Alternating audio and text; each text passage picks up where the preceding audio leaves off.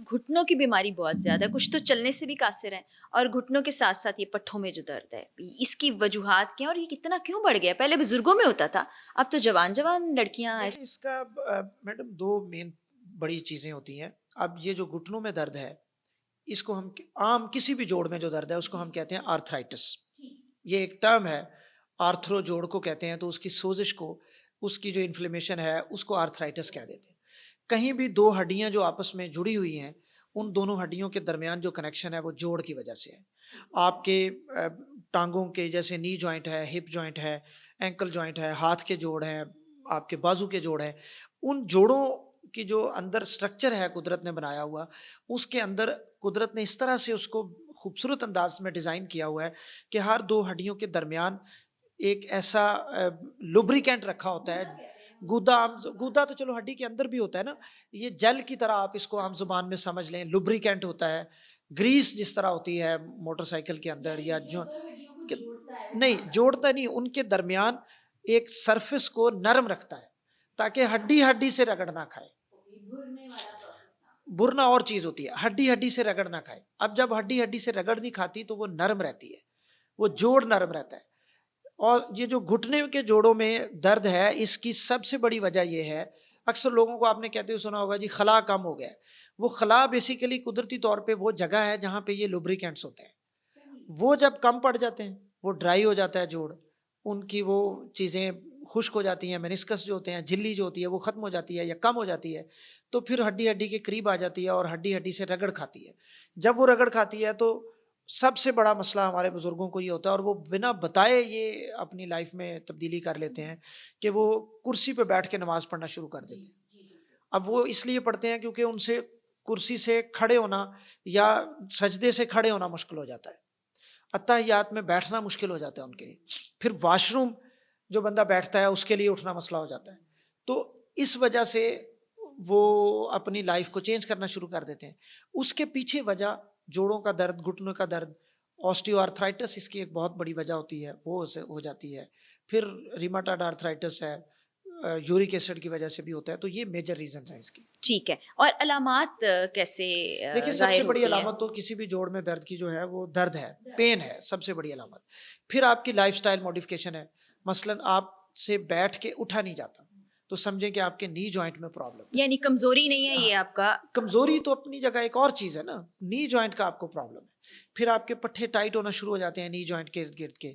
फिर आपको फिर बाद की जो स्टेज है उसमें तो आपके लिए चलना मुश्किल हो जाता है, तो इसका आपके लिए इलाज वॉक क्या? करना मुश्किल। इलाज इसका देखिए 2-3 चीज़ें होती हैं। एक चीज़ तो है दवाई, जो हम मरीज़ को देते हैं, उसमें 2 तरह की दवाइयाँ दी जाती हैं। एक तो उस दर्द का इलाज है, दूसरा उस दर्द की वजह का इलाज है। कॉज़ ऑफ पेन जो है उसको भी हमेशा एड्रेस करना ज़रूरी है। तो ये चीज़ हो जाती है। फिर घुटने के दर्द में तो एक चीज़ आजकल बड़ी कॉमन है और वो ये है कि इंजेक्शन लगाए जाते हैं घुटने के अंदर। इंजेक्शन के पीछे पर्पज़ ये होता है कि हम कोशिश करते हैं कि वो जो घुटना ड्राई हो गया है, जिसकी झिल्ली जो है वो कम हो गई है या ख़त्म हो गई है, उसमें दोबारा से रीजनरेशन हो। वो दोबारा से नर्म हो, जेल पैदा हो उसके अंदर और लुब्रिकेंट के काम करे और वो नर्म हो जाए। जिसमें जेल के इंजेक्शंस भी आते हैं। पीआरपी का इंजेक्शन आजकल बड़ा कॉमन है, वो उसके रिज़ल्ट्स भी बड़े अच्छे हैं, वो भी लगता है। लेकिन ये सारे जो अलामात हैं, ये जो ट्रीटमेंट्स हैं, ये अर्ली स्टेज पे होते हैं। अच्छा, स्टेज 1 पे, स्टेज 2 पे इसका फ़ायदा ज़्यादा होता है। लेट स्टेज जो है 4-5 एंड स्टेज जो है, उसमें फिर इसकी रिप्लेसमेंट है। नी रिप्लेसमेंट है, घुटना चेंज करना पड़ता है मरीज़ को। अच्छा, डॉक्टर साहब बहुत कम उम्री में भी हमने देखा है ये आर्थराइटिस का प्रॉब्लम लोगों को शुरू हो गया स्टेज 1 या स्टेज 2 इसकी वजूहात क्या हैं? ये जो आर्थराइटिस कम उम्र में होता है, देखिए इसमें अब आर्थराइटिस की टाइप्स होती हैं। एक जो बड़ी कॉमन टाइप हमारी सोसाइटी में होती है, नौजवानों में ख़ासकर, वो गैंठिया जिसको हम कहते हैं। वो रिमाटॉइड आर्थराइटिस जो होता है, उसमें आपकी अलामात अलग होती हैं। उसमें छोटे जोड़ों में मसला हो जाता है, हाथ के छोटे जोड़ हैं, पैरों के जोड़ हैं या उँगलियों के जोड़ जो हैं, इसमें स्टिफनेस रहने लग जाती है। जोड़ जो है वो अकड़ाव होने लग जाता है मरीज़ को। फिर एक बड़ी कॉमन इसकी शिकायत ये होती है कि मरीज़ को सुबह के टाइम, इसको हम मॉर्निंग स्टिफनेस कहते हैं, 1 घंटे तक उसका जो है जिस्म जो है वो अकड़ा हुआ होता है और फिर 1 घंटा गुज़रता है तो आहिस्ता-आहिस्ता जब वो अपनी वर्किंग स्टार्ट करता है तो उसके जिस्म जो है वो बेहतर होता है, जोड़ जो है उसके बेहतर होते हैं। सो वो एक और चीज़ है। रिमाटॉइड आर्थराइटिस है, वो तो बीमारी ही अलग है, उसकी ट्रीटमेंट भी बिल्कुल अलग है। नौजवानों में वो ज़्यादा होती है और ट्रीटमेंट उसका भी दस्तयाब है, लेकिन उसका ट्रीटमेंट लंबा अरसा चलता है। फिर एक वजह यूरिक एसिड की हो सकती है। यूरिक एसिड की अलामत अलग है। उसका जो मर्ज़ है वो इस तरह से प्रेज़ेंट नहीं करता।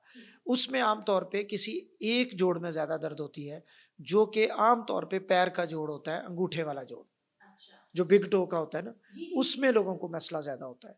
उसका अगर मसला है तो वो ये गाउट जिसको हम कहते हैं, यूरिक एसिड जो है, उसकी वो वजह हो सकती है। तो सो ये डिफरेंट डिज़ीज़ के लिहाज से इसकी रीज़न्स होती हैं। ठीक है, ये डॉक्टर ही आपको बता सकते हैं, ज़ाहिर कोई है भी वो अलामत हो। अलामात हैं, मरीज़ जब अपनी हिस्ट्री बताता है तो फिर पता चलता है कि इसको रूमेटॉइड आर्थराइटिस है, इसको गाउटी आर्थराइटिस है, ऑस्टियो आर्थराइटिस है, इसको क्या है?